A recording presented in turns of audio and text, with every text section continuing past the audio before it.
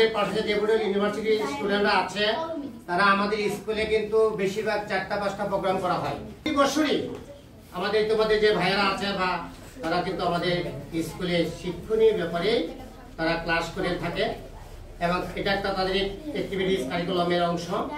তা আমরা আজকে যে ডেঙ্গু বিষয়ে আলোচনা করেছে সেটাতে আমরা অনেকে তো উপকৃত হয়েছি, তাই না? আমরা কিন্তু জানতে পেরেছি আমাদের পরীক্ষায় কিন্তু ডেঙ্গু সম্পর্কে একটা বাধ্যতামূলক। ডেঙ্গু সম্পর্কে আমাদের অনেক কিছু জানতে হবে, তোমাদের জানতে হবে।